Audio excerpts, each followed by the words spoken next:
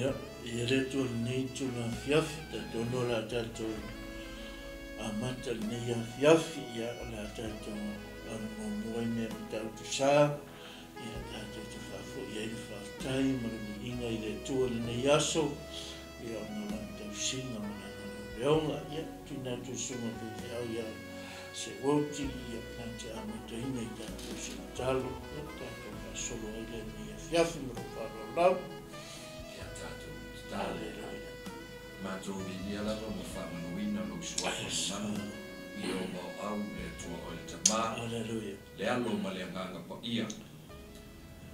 Mātou te whawhitai alo walofa ma lo wanga le leia. Mātou le nei aso. Lo mātou wola tului.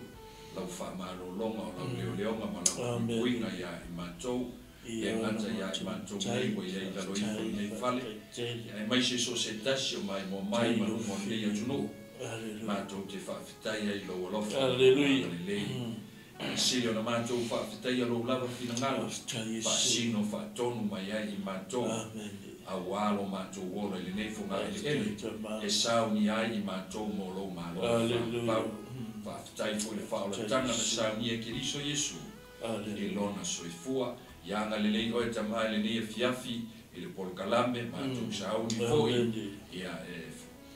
Ia o ina pe tautarangia la fionga pe whamalosi la upu lea e vala au dia o e nganga pa ia whamole whau mai i ma ua o le whaina luenga ia awala ua fionga o e fwsetasi o whalongolong mai ia whamanuia ia te ia nei po whamanuia lo fina ngalo ma le tala lele ia te o Yesu ia o malele i tafa le lanorangi whamuia tamai nei o fisa whasa la lau o mātou ngānu e tuai ia ai o le whamoe tu mau ia te o lo inga whamangalo i mātou o no le suafa Yesu. Amen. Ben, ia te tono leo o mona te langile di inga ma le whaftai le tuara nei tu na fiafi ia lo leo i whai ma whonga mori o le māpau kalame ia whaatalofa tua i pa ia ma le mamalo so tātou a inga o mai mua mai nei a fiafi lunga tu penga tu whailangi ia whaatalofa atu i nei tu na fiafi wa buona munga i whaatalofa atu i pa ia reo whaingarunga tofi le tua i so whata whaitaulanga lo no manu awali tau sina le mai le ola ina ia tupu maola tala leia le tua ia maisolo na malo ia te whaatalo whatu suafo Yesu Keriso lo tātou li imo lo tātou whaola ia o whai o le tātou tu vai fo i le nei tu la fiafi alo whatu le pa ia le tamā matina mātutua ia o lo tu i le mulipanga ia o alo whaiva tamu whanau whi au mga ruenga le nei aso whaatalofa atu iso se ala leo le nei a fiafi ia o mai mua mai le nei a fiafi ia whaatalofa atu le suafo Yesu Keriso lo tātou li imo lo tātou whaola ia mo whai o le tātou wheiloa i fia le nei tu la fiafi ia nei a fiafi ia mo na whaftai atu le nei le atua nei a fiafi ia na lana tau singa ma lana leo leonga leo soifua ma lo tātou ola ia whai e lo tātou aulia le nei tu la fiafi ia o ai e se whai loto ka whina ngalo le atua e whai le monto e whai matua ia e tātou te vivi ma whaftai le atua e lo na lofa ma lo na ngalei ia maisa o lana tau singa ia i tātou le nei aso au mga luenga sa whenga iai ia whaftai leo nā lofa ma lana tau singa lana mulumuta inga ia te tātou ia lo tau soifua ma lo mātou ola ia o mwhai o nā uria fia le neitu la fiafi le suafa manu malo Yesu Keriso lo tātou alii ma lo tātou whaola ia whaatalofa tua i pa ia lo tātou ainga i kālesia na i o mātou mātua whalenganga ia lo tāpua i mai matu i le mulipanga ia whaatalofa atu i lau sunga te tai kale valia tu inga mala ma whaitua ia whaatalofa atu fo i pa ia le kālesia i mata whale taitasi senga o whaife au ia whaatalofa atu ia te oe nei a fiafa whiro i fo i sunga ia mai ia lo whatautaia le nei por kalame Global Kingdom TV ia whaatalo whātu suafo Iesu Keriso lo tātou li mo tātou whaola. Ia manatu o lea tātou te ile mangalia Ioane, ia naua mahe e atu le nama Iaso le whai mua matau mua, ia le sa tātou tari noa i fōi le matau tia fōi, ia maise fōi o vāvenga me tupu ai, ia maise le anga i lumo lo tātou o langa, au na matau tua i le tua le ngata le tātou a mataina le tātou porkalame nei tu la fiafi ia e whaupuina whapea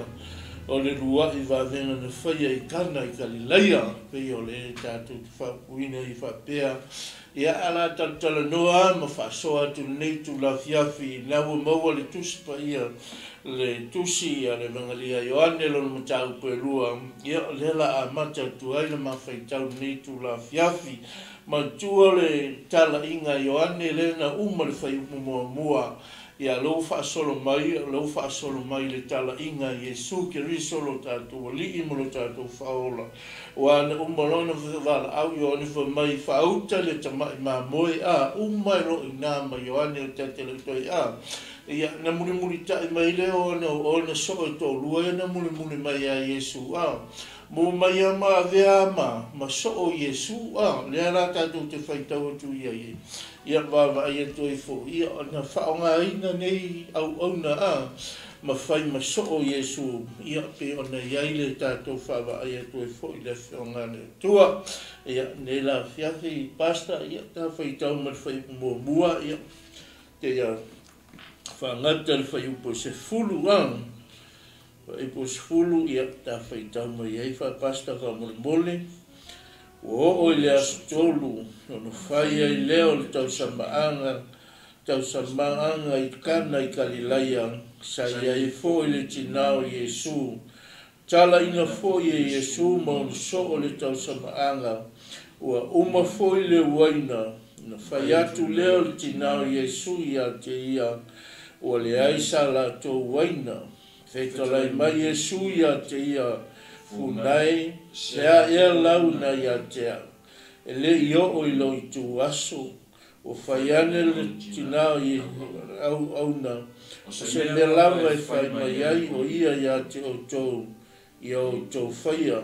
kai ai vai maa te tele nono, kai lua pitrolu paita, vai, pe o le tū o le whamaina o iutaia. Whetalai atu Iesu ia i la tau, i nā whātutu muia o mai, Iesu au vai, na la tau whātutu munea, o lama i lau, whetalai atu ia te i la tau, i nā asua ne ia, i nā ave i le pule o le tau samaanga, o na la tau atu lea, tofo foi le pule le tau samaanga i le vai, ua li waina, ua na le loa le mea na au mai ai, au auna na asua le vai, ua la tau i loa, o na vala au atu leo le pule le tau samaanga le fatoa whaia vā, o whai atu ia te ia, e mua na au mai e tangata, le waina, au na au mai e tangata uma o le waina le lei, pe a tele fo i le inu iai o tangata, na au mai ai leo le waina le anga, a ua tuu e o toinu le waina le lei, o mai le nei tu aso. Ia, tani tono le tala wa e mana malama ai, a whea so i lau whaitau, telefo ia ona le tua wala tau fola ma whaamana malama le winga o le nei tala o tātou po ia i le nei awhiawhi. Ia ai watu fo i se vaivainga le nei awhiawhi ia tau e whaapopo tua i pēr ia i le tā ua fo i o le nei tā upu o tātou o iai. I le whaonga ina Iesu o lana o lana ngā ruenga nā whio mai ai le nalolangi nei, mana tua oe sa iai le tinao Iesu le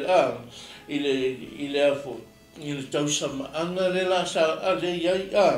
lea malama e faitau le iai ma ai le mata upu na lua le mangalia Ioane ia e faitau ia sa iai le tinau Iesu le tau samaanga sa iai fo'i la ma Iesu mo so sa lato iai whaatasi malonga tina o le tala malama ma e sua e silafia mo tātou loa le tā ua le ngā ruenga le tu a Iesu na whaia i whai mai le tinau Iesu ia Iesu wa uma wa le aisa mātou waina wa uma la mātou waina ai whetala i atu Iesu funai e le i o i lau taimi e le i o i lau taimi funai le i o i lau taimi o le ala whetalenga Iesu le whailontina, e le i o mai lo taimi e whai e langa ngā ruenga peia o le tangata fo, o le asauni o le whaise ngā ruenga ia le taimi a mata le iai, a ea te whainga ruenga, i te lea latu loa pe tau nuu loa e latu loa e a mata loa e le tāle taimi a mata, e le ai te latu whaatali se i tāle taimi a mata ia na a mata whaatasi umalea tangata tono whawhinga ruenga e whaapena fo i la se whetalai ngā Iesu i lontinai funai e le i o i lo taimi a tauna mpole ase tauna koe whesiri le i se tali a le tina ia Iesu e whamari tina ia i le auso mai o se mea e whetalai mai ai o ia te oto ia o tau whaia tauna ave e se tali al le tina o Iesu ia Iesu ia whawhea pe o le telo tina fo ia e whai atu la whai mai ro tina a meson ia a whawhea ro o le isa mātou vai se mea whapena a whawhea ia o le uti tiro maistanga te reo le isa mātou vai ia e whai mai le tali tale atu Iesu apena e whaliu le tina i le auso o se mea e whetalai mai ai o ia te oto ia o tō whaia pe o sa taitana tatano atu ia pasta ali i te tau tatano atu ai le nei awhiawhi ia i le tāu o le mata upu o tātou iai ia pe o le tātou wawa ai atu i fo le taimi o le amatanga le tala inga Iesu leu amatana te tala atu i leu amatana whaailoa atu i venga na e whai le whaautu o le tātou polkalame nei awhiawhi o le lua i venga whai ai kana i Galileia pe o le te whaautu ina na tātou tāupu nei awhiawhi ia ale tātou noa tua ma whaamala mati le tui fo i ari pasta ia malo whaalo pastor Malo, Piona ta ua le fia fia o na le tua. O le wa mai aku ia Ioane Popitiso a le wa pia mai Iesu. Aleluia. O le mata upu le kusila Ioane. Ke le o maua i mea fo i le au. Ar tala leo ka pu o ia. O le kaimi le leo fo i mai Iesu wa uma le fase fulu aso le nga anga pongi e Iesu. Le ala o fo i mai Iesu wa whaatumuina i le anga ia ma le mana. E leo ka ua mai i le kusila Ioane pe o kusia matai o mai o kaimi le anga ave Iesu e whaasoso le wao ma anga pongi e le asu waso. An kusila anga uma o Ioane Popitiso ai apia mai lona luna mori mau e Iesu i le tala lelei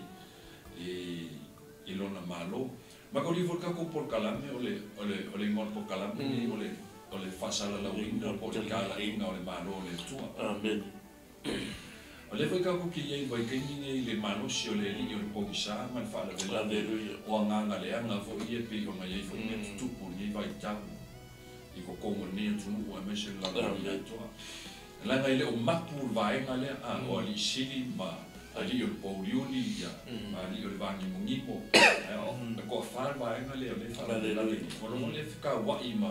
ma le nga ko i o le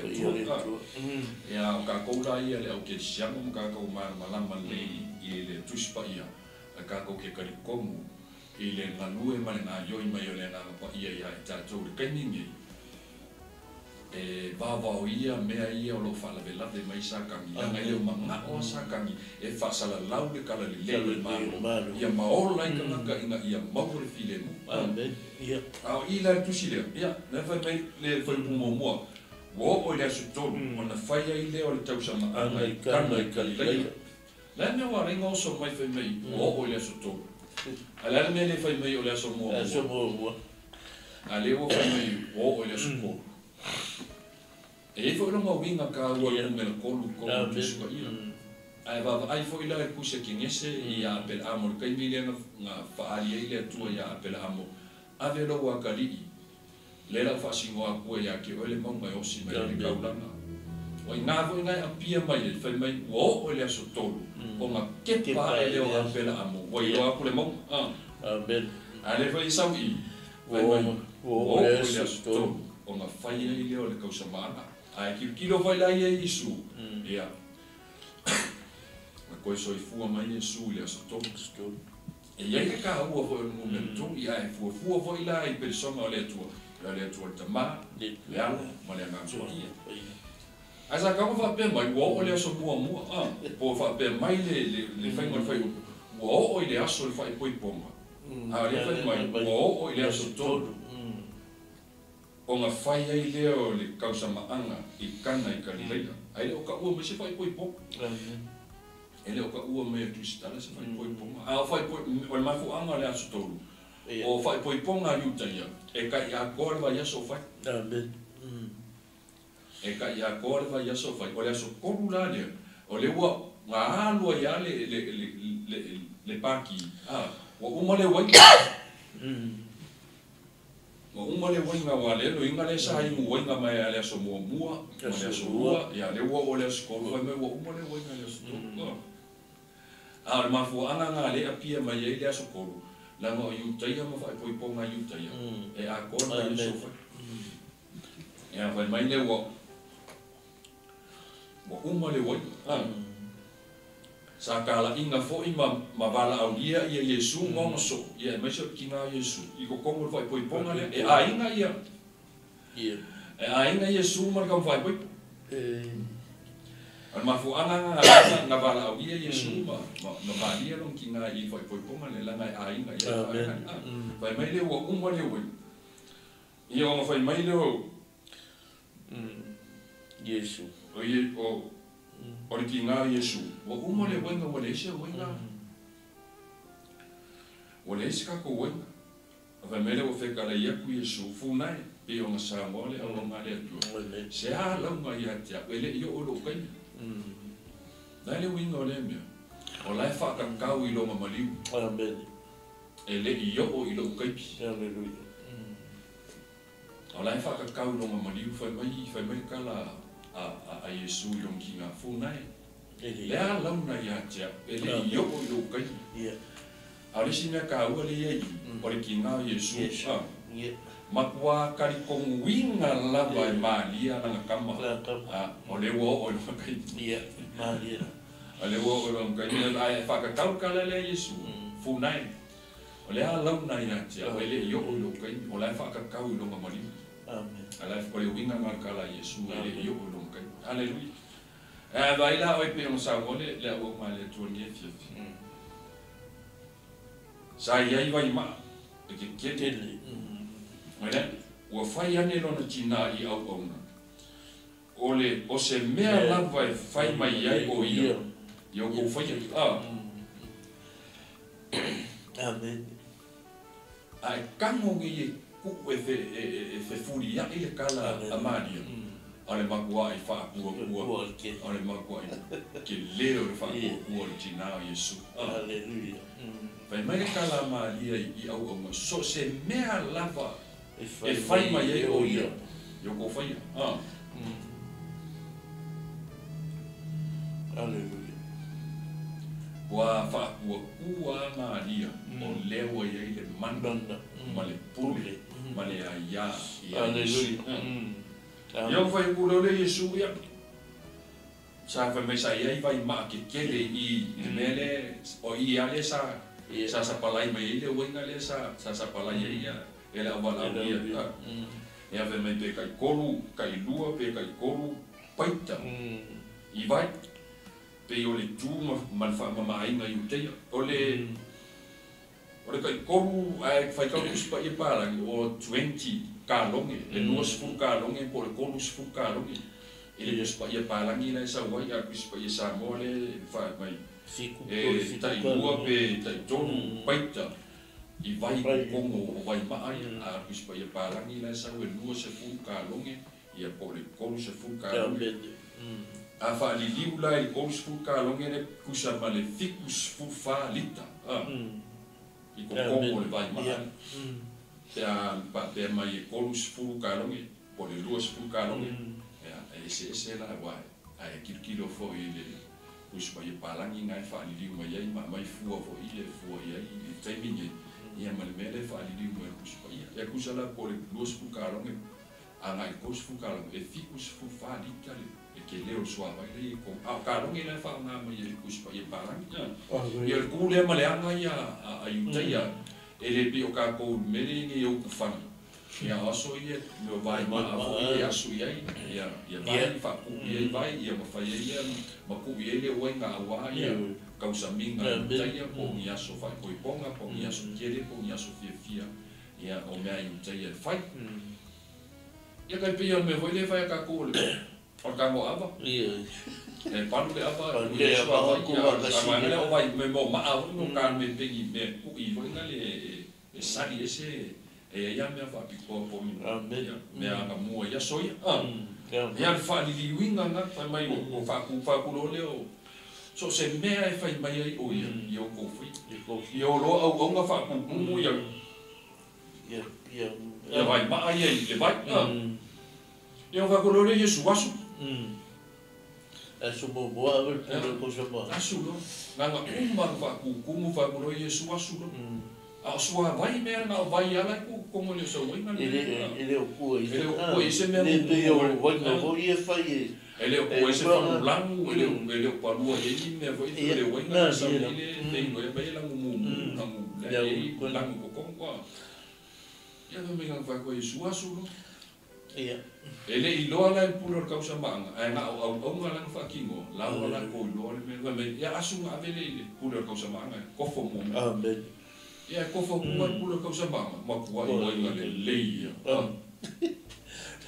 qua ese mo le wenga le sa mo ia fai menor kana pula causa manga o le mo mai le wenga le so mai lo le mo le wenga le ana ko le wenga si ngale le be ka o mai i wo ala le ngale ia le ko le au se Piu ngale au se le wenga le ia mai le wenga le fa le au i le na tupu le va venga mo le ngali liu e Yesu le vai e a pea ma wenga o i foi le sa wera kana ku spai na fa ali ai le mamando Yesu i le le vai poi ponga makua kali kongu ai lava le au so e kali kongu fo nga makua kali kongu umai ata ngata Yesaya au ka ngaka i piko siri nga kali kongu o ka ngaka i na sua vai kongu o vai ma au wa la ko na kilo le ia le au se o la ko ia le kilo le ia o vai me ia sa kongu vai ma po mi me pe fa ka mo ma avoi o la ko ia nga sua vai pau o ka ngaka piko siri ka ko me le na amen o ngale o ngala la ko ku me o vai ai asu vai la fa me ko sa ma so le o le na ko mo uma ko sa ule mo le wenga le le mo o kele le ko o mai le wenga le le la ko sa le wenga piko sigi ngale le ya amen le wenga le ia se vai la o le se vai la mo ga de pe o ke le wenga o le winga le me le fe au le mai i la wa u fai tau ia i mala wa su ia ia e kalikongu ia Iesu. Amen. Ia e whaakuakua i suafo Iesu. O le a se mana onga o ia ki oe. Amen. Po se mai. O le a se fita o le soifua o lo ia ki oe. O a fo i whaala le lape o kupupu i mui ai. Po le ngā ruenga le tua o e ngā nue. O le au le a mai ia e whaakuakua i le suafo Iesu. Amen. O a fo i maunga o e sa vali ma e ui ai. O a fo i mea whaingata. O lo i mamafa i lo mafau o si au whangau. O lo a inga. O le ngā ruenga le tua. O le whai ngā ruenga so se mea lama. O le te au le mai e whaatua i le mana ma le suafa Iesu. La ma le suafa Iesu o lo i eile ola. O le suafa fo i Iesu o lo i eile o malo. O le suafa fo i Iesu o lo i eile file mu. Amen. E ave ese ai a venga mamafa o lo o kako kaua mona. O le suafa fo i Iesu e whaamasingo inga suafa o malama o lo i whanai. O le suafa fo i Iesu e kukua i e e kukua i e pili ma mupula i kawaso. Pe a e whakua e le suafa Iesu. O le au a le mai i. Langa o le mea o le vai. O le sua vai mo i anga uku e au aunga lea sa se vinga le einga le whaipoi. Le kausama anga le whaipoi. A e mai po liwo. E on fa mano si mo o ni dia fia me se fo yo aku ia o inga fo i ma ua ia ka ko fa tua mo ka ko ka ko e le suafa ma manu Iesu ia mal ia Iesu ia fa mi le toni ia i le tua ma de ia io fa ma to fo yo sumo pe au ne ia fia file ia o se fa ma rosi a telefo le mo tatou mai na fai ai ki Iesu le lua fai longa i kana i kari la ia ma fai loa tu ai le mata tia o le tua le mata tia o le halo le tua soifua ma tau dia o tatou umalama e tau ana tatou o e fai le fina ngalo le tua me fu i le ita iai utaia ita iai utaia ia Iesu ma le fia ma fai mai fa mai o fe sau ni tangata male ne poto o fe sau ni tangata male ne malama e lau e uteia fa mai le ialu sa onga e le iloa e lau fa mole tali o Josefa o fa tu pe no fa malo si atu le ona le ia fia o tanto o ia Iesu o lo tanto malua papa mo lo tanto laftanga o ina e malia i o tanto loto pe no sta o sunga fai fi au nei a fia o tanto mana o bona o Iesu lama tanto te mau ai le tali ma le file mu mai ate ia tanto fai tau mai lalo fai puna si mai lua pasta wa mo le mole nala o umale le afu le va venga le na fai Iesu i kana i kali le ia le ala o umale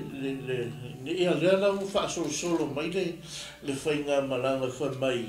na o fa mai fai posfulu muli ane o mali wifo ai Kapernaumi o ia malona tina maona uso maona so ai le ino nofo ai ni aso i tele ua lata mai foi le paseka i utaia ona maliua e leo Iesu i Jerusalema ua na silafia le malumalu o le whaatau povi ma moe ma lupe ma e whaatau tupe o ina nofo mai ai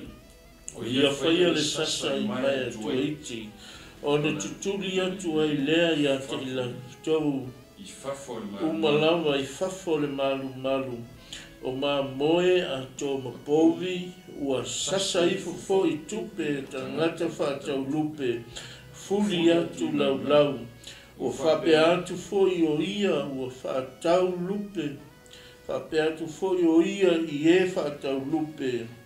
ave e se ia nei mea a wae le whaia le whale o lo tamā ma whale o le whaatau oa Waiska, lea lau o umale le afu le mele na o ia Yesu maluntina a le wa ngai mai ia I fefoi le wa ngai mai I fefoi Kapanaumi le ana wo mai ia pa mai ele I tele ai ni aso ai toi maliu Yesu mai wo toi maliu atu Yesu I Jerusalema Wana sila fia ai sila na fia ai le malu o le whaatau povi ma moe lai whaatau ai wa whaile fale wa whaile malu ma whale whaatau ai me ia wha mai wa whaile fale o le atua ma whale foi wa peu se fale peu se fili marketi Peo se fale wa whai whaatau ai mea tangata ia wha mai ua na sau nia le mai a sau tua I ti wha mai ua sasa I la tau uma ia tele me sasa tuli fafo ia sasa I lalo tupe a kanang te whaatau lupe fuli lalo lau o le hata leo le alofa tele o le atua o le Yesu lona matai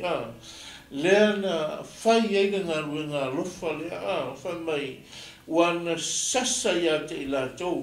matu tuli fafo mai le whetalainga Yesu mai ele I whai le whale o lo tama ma whale whaatau oa whaatau ni oa ele I whai le whale o lo tama ma whale e whai ei nei to I ngā tū maanga whape nei so mei o koe ngā pulkalami whape nei e ia whale whapitoa e ali whai ei a leo mai u taia ma whai ei whai ei ma whale whaatau oa whai ei ma whale e whai ei la tau pengi la tau whilmageki ia mai se fo ia leo whaatau e ma lupe o mea umarau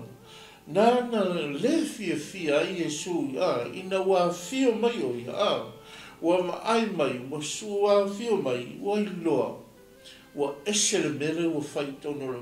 malu o lonta ma wa mai ele I faia le malu o ni fale fatau o na fai o le fale tatalo o le fale tatalo ai le I faia ni fale fatau o mea nana Ita I te le Yesu ma le fia Yesu ona ua fio mai ua ese le tūlanga na ua iai ua ese le mea ua whai ei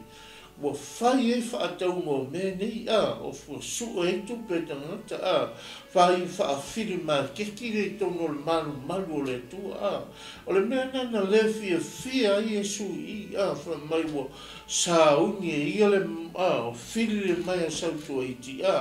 o na whai ei leo le sasa ua sasa umai a te ilato umalama I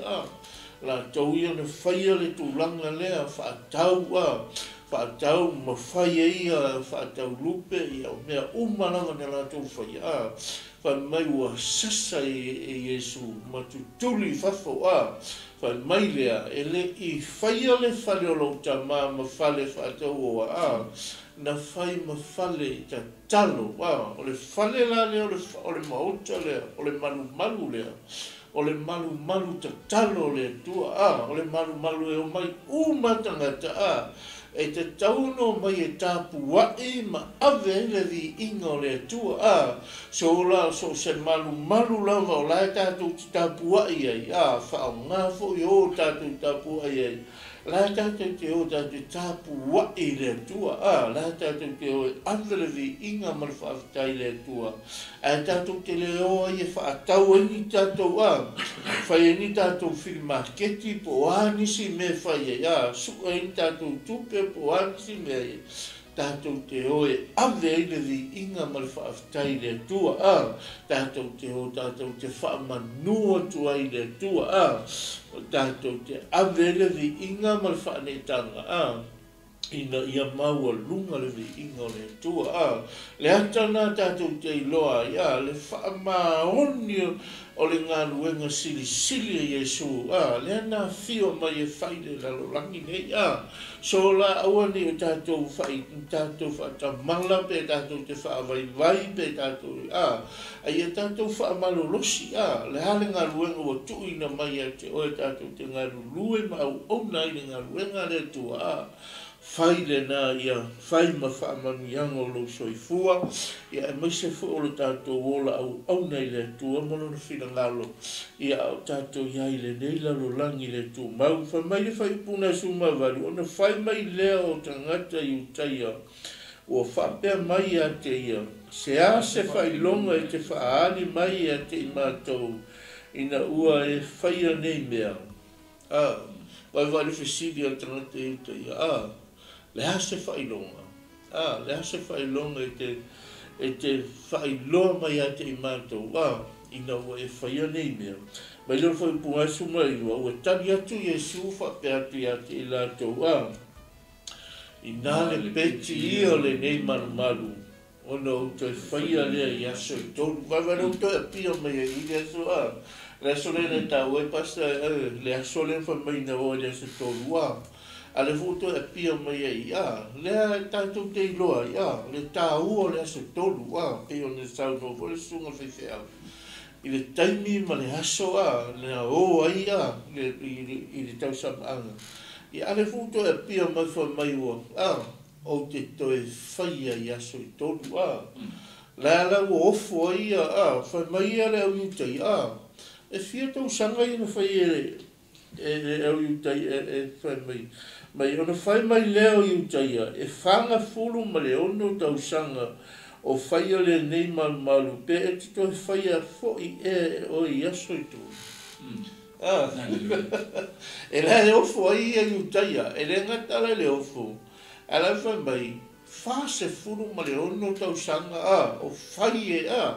le malu le a le ua e wheta lai mai e te whaia i aso i tō. E le o wha e alu le sauno whetalainga Yesu le taimi o lona toi tū mai taimi o lona maliu mo lona toi tū mai toi tū mai le aso i tonu pewe o ni tā ua le whewhea mai nei o le aso tonu na o ai leo tina Yesu Yesu mo na uso i le tau sambaanga i e whapena fu i la le aso leo tau Yesu wha mai o whetala i atu o ia i ate i lato, nā le peti i o le nei maru, ona o to e whaia le i ase tonu, la tala no Yesu le taimi o lona maliu,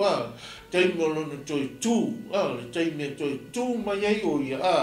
le aso tonu e toi tū mai ai, la tala noa lai whaatatau i nā le whetala inga Yesu, lai whailoa i e uta ia, a lai wha mai uta ia, whea lai wha mai e tonu aso, fase fulu ono tau sanga i ana whai e ile, le malu nei, a lua e wheta lai mai e, tolu aso e whai, la no toa i ofo a iuta, pe whawhea, lea le taimi, lea tolu aso i e whawhenga whai, a whai se whale, e le tolu aso e whai se whale,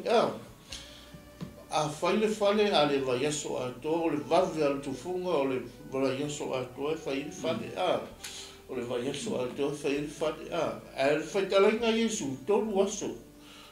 aso i e whama Yesu te whai ai le manu la e whai tala no Yesu lon te ngolon toi tū la e tala no Yesu te ngolon toi tū a la e ufo i utaia mai utaia whawhena e whai e whai le Yesu i tolu a whans furu onu tau tulanga i e whai le whai manu tātou umai tātou te mata mai o me whai e Yesu, tātou te mau whai, o me whai e Yesu, tātou te loa i le matau tiri o le tua le tātou tapua i ai, tātou te loa i le sili ese o le tua le tātou te tapua i ai, mai selo nā lo pelo Yesu Keriso, lea na tongi o la ina, le hata lea o tongi o la ina Yesu, na mai e le lenga na mai e fa manuanga ia na mai fo le saulu tonga ia te tatou leo tatou ai ma tatou sabe a le taua la le saulu tonga leo a mai tatou ia tatou fai ai le fina ngalo le tua a tatou ia le nei la lo langi le tu mau taua na le tatou ia le nei la lo langi fa o ngao tatou lo soifua mo tatou ola le ase ngaluenga o tatou ngalulue mau ona i le tua fa o ngalo soifua fa o ngao matou ola tatou te ngalulue fa atasi ai tatou whaia le fina ngalo le tua ia tatou ia le nei la lo langi le tu mau ia basta Haleluya. Mano fasio, mano fole tufa. O ke li o ile si mata upule le maka spurulua.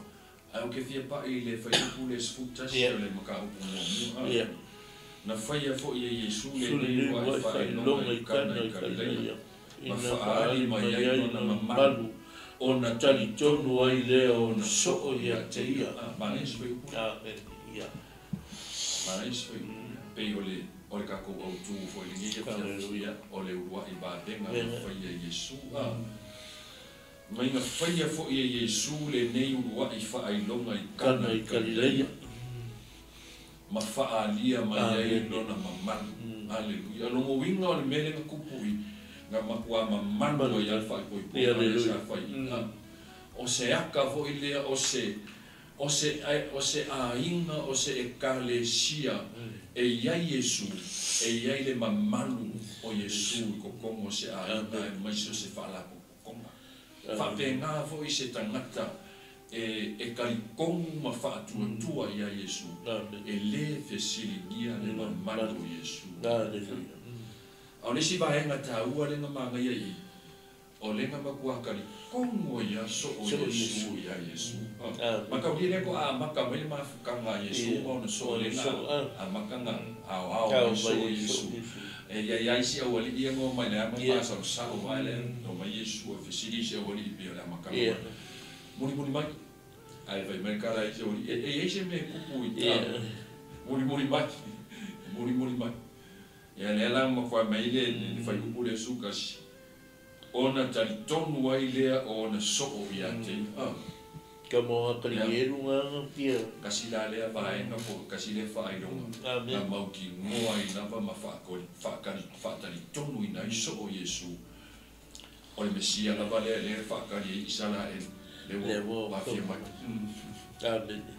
ma ka ia o mai la vale kai mingi ko kele o kanaka Jews ko kanaka Israel ele o kali kongu la va ia Yesu o la fa kali lava ia Yesu o mole la kokari komu e fio mai Yesu I se mamalu makaukia se puai peisi e fa ai loa mai e sau fa ali mai le mamalu ya lenga pe o mea le langi ngian le fa na mo fa le po ma ui mai awala mawala haleluya maka ia po Yesu fa mai o ia o le anga malu male loto maka ia po mai na le o pa e ka balanga ni fia o ai foi se kasi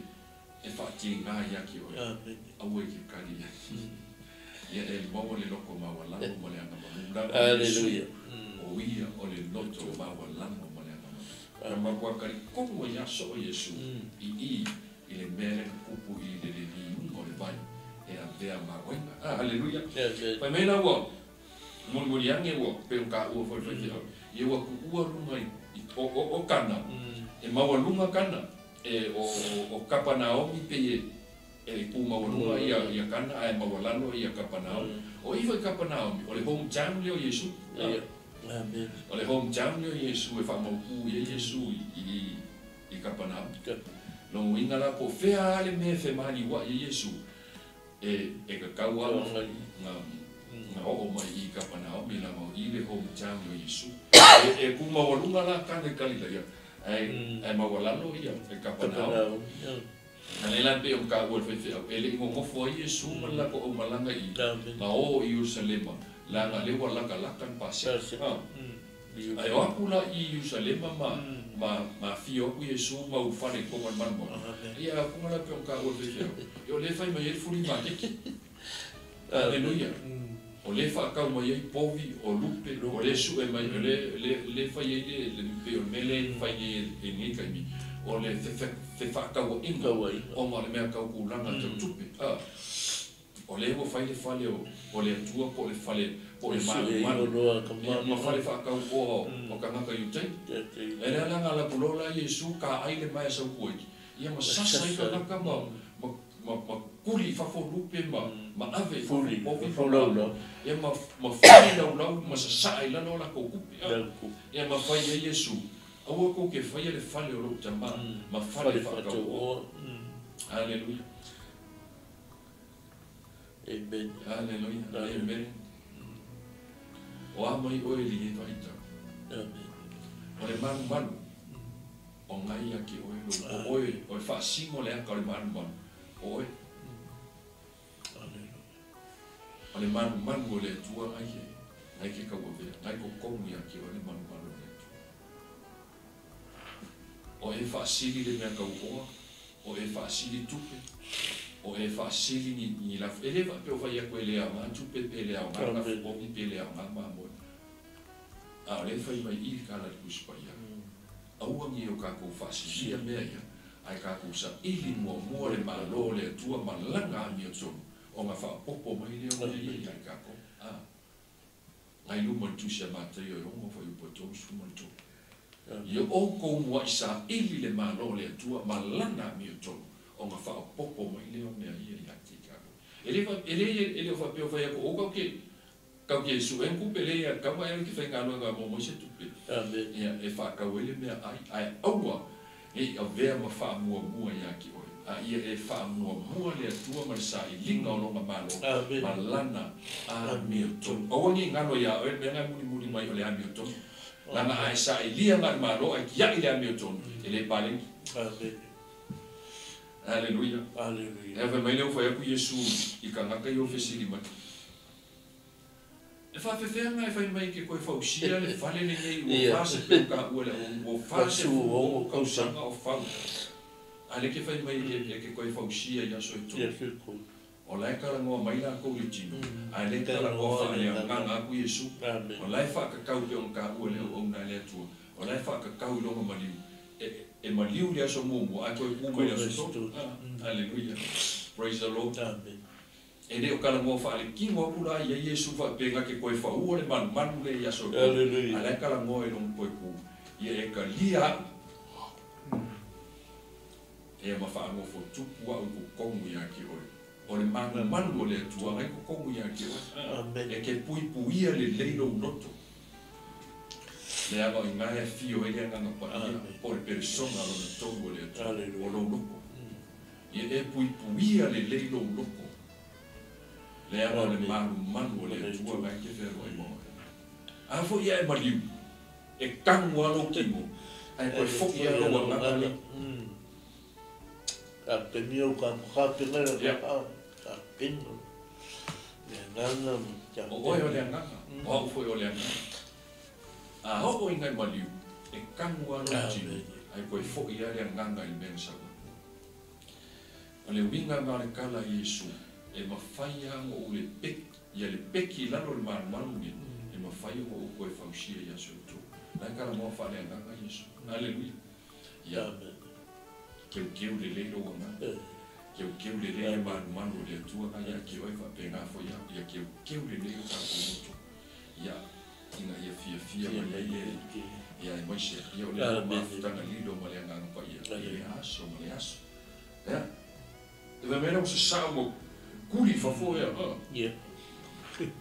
sasa makanga kuri Hallelujah e mari voi me le wai ele fa pe o Yesu nga le ika ia e ika fo Yesu va me le fa sasa ka o ko ki ga Yesu ko ku fo Yesu le ka le vai Yesu e ika va yo le vai le ke ku Hallelujah praise the Lord vai malu ko pa fa yo le vai le ke ku ele ika vai na ika ia amen yeah Hallelujah la galesa le kingo Yesu Ai nga maliu lo la Yesu, maliu ari kingo ia.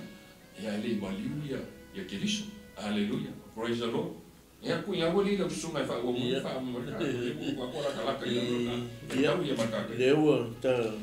o mai le fai ko lu lu lu fu tasi a fai fo ye oe ia so I tolu.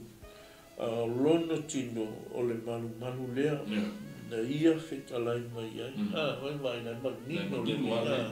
E lo whetalai mai lea tu a mea o le manu le. Koe alo pausi la whetalai lo le taimi. Lo le taimi. Pa mai o lau whetalai o lo le tino. O lo le manu. Tala no lo le tino o le manu. E lai koe whetalai mai ai e suwa mai le whai puelua. Na tu mai o ia nei e woti. Ona manatua ai lea ona so ua na whetalai mai lea upu ia te ia lātou ona lātou te tonu ai lea le tusi ma le whetalai na Yesu ua ia whetalai mai ai vai lau te tonu e leo so lea tala lau manatua leo so le whetalai na Yesu lea lea tala no Yesu lona toi tu mai la o toi fa manatu mai e Yesu le toi tu mai na fa mai o tali tonu ai le au so ia te I lana whetalainga sa Jerusalema o ia I le Paseka I le tausa minga o na toa tele ai lea o e no tali tonu I lona suafa na wala toa ai atu I le whailonga na e whaia au Yesu e le I whaalango o ia ia te latou Awawa na silafia tangata umalava e lea ngā fo ia te ia ina ia mori mau se tasi ia te ia miwa tangata awa fo iwa na silafia mea o I loto tangata silafia Yesu le silafia le Yesu mea so se mea lama po le na tia lo ola mo lo tanto lo soifua mo lo tanto ola e silafia le tua mea lama vai fo le faitaunga fai pueros kun ma le lima e lea ngā fo ia te ia ina ia mori mau se tasi ia te ia mio tangata awa foi ua silafia mea I loto tangata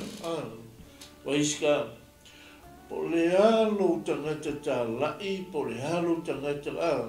ai ale le leilo loto ma le mamalo loto e te alu e faise me le leia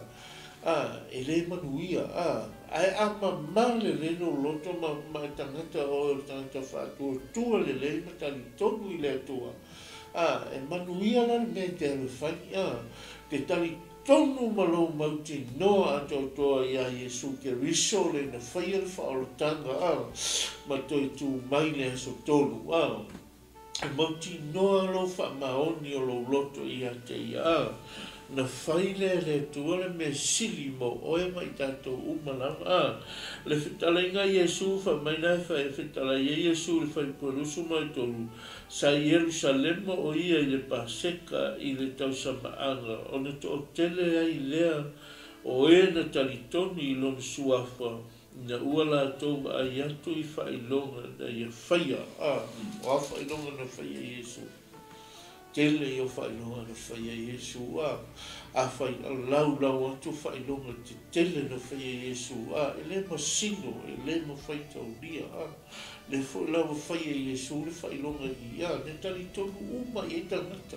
anta uma ia sari whaiponga tali tonu le waina na liu e Yesu le whai ma waina me la ia le tātou te inoa le matau tia o Yesu Keriso ma se fo I o lana whetalainga wha mai o te toi whausia ta lepe ia le nei manu o te toi whausia I aso e tonu e leo whetalai Yesu le manu le tino nei a la whetalai le teimi o lona toi tū le teimi o lona soifua malo mai le lalolangi nei lea lau o tātou iai ua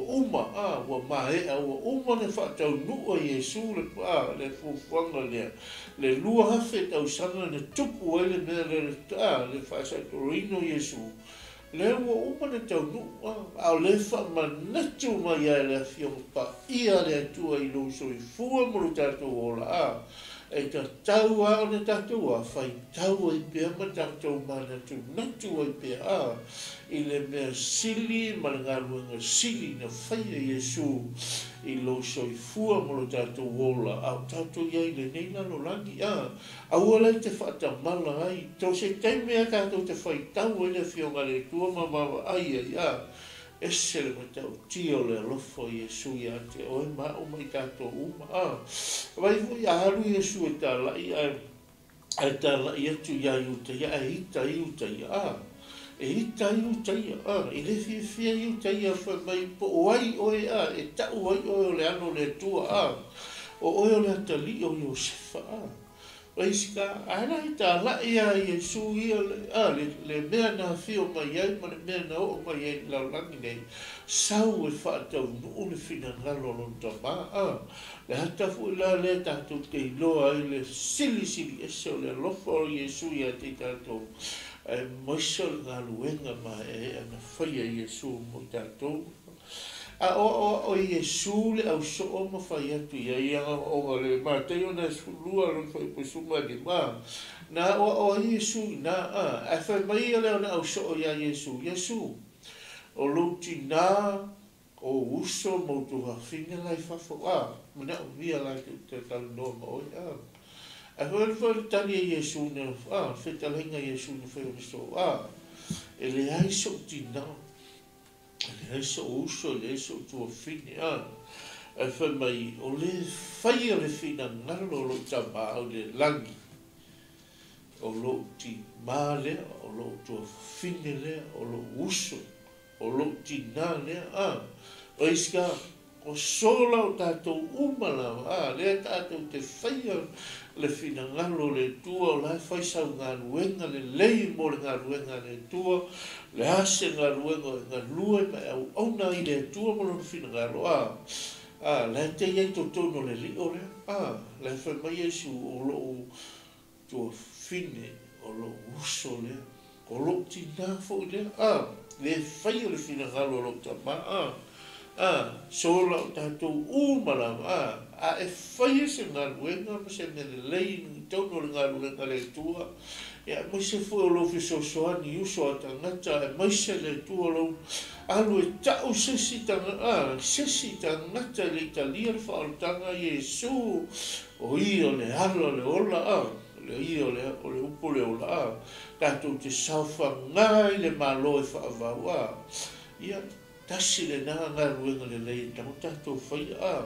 sola o se wha malosi fo ia te oe maa o mai tātou uma basta ia pe o le tātou iai nei awhiawhi o le wha malosi le ia te oe tātou uma lama tātou oe whai le whina ngalo le tua o tātou iai le nei ngalo langi so ia oe tātou mo tā upo nai nei awhiawhi o le wha malosi fo nei ia te oe mai tātou uma lama tātou o whai le whina ngalo le tua wha mai Iesu o le whai le whina ngalo lo ta mao le langi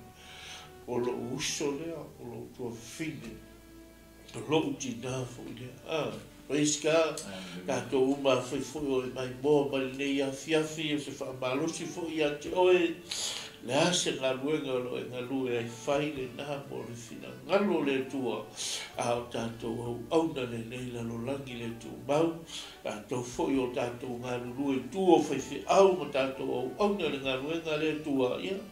ka maoni ai se mehana te ngā lue ai te ia whaamanuia le tua i lau soifua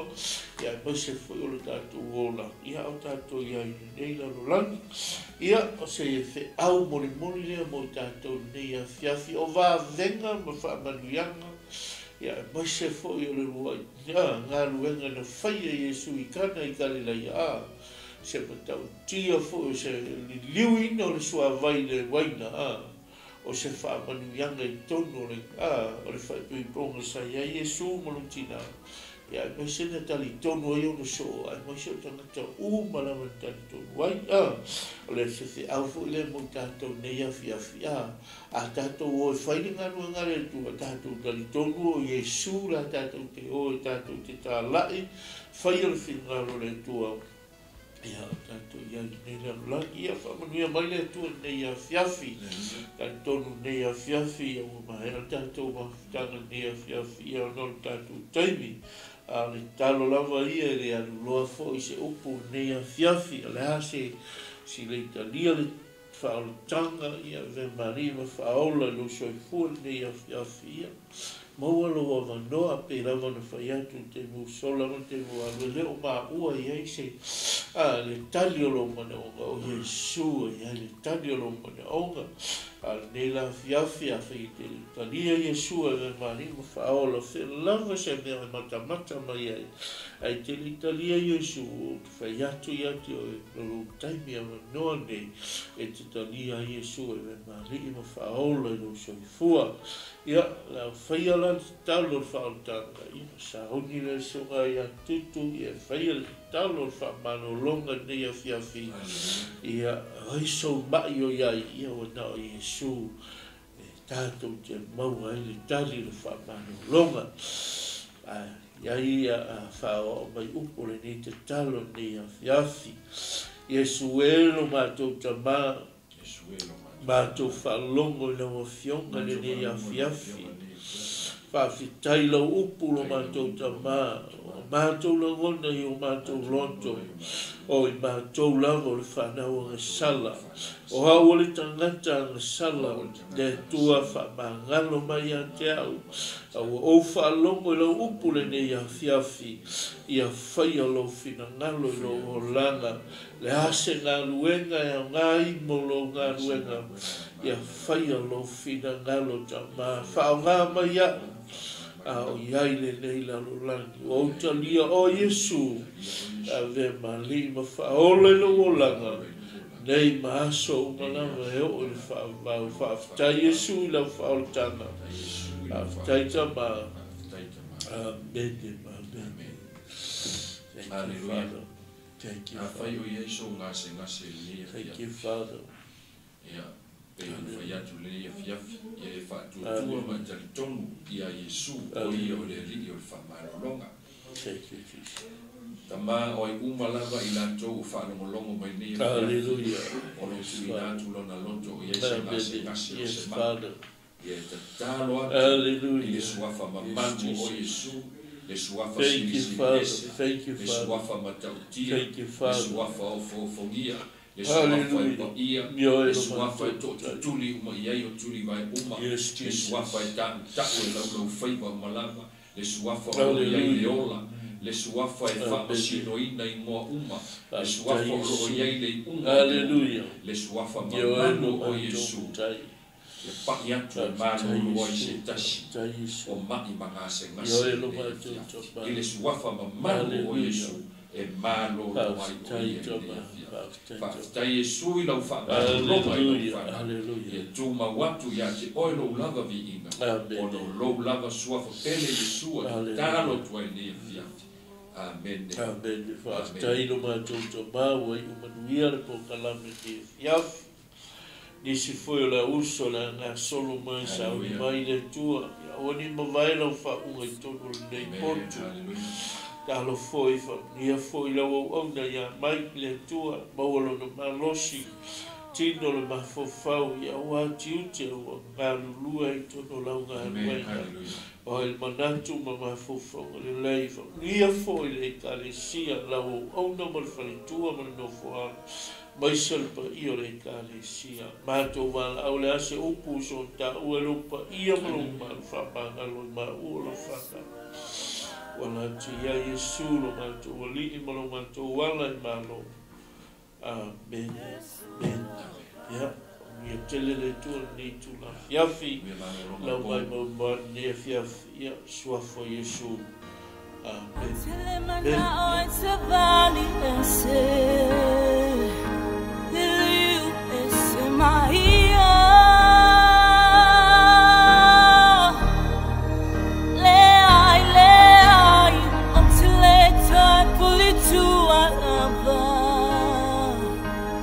To my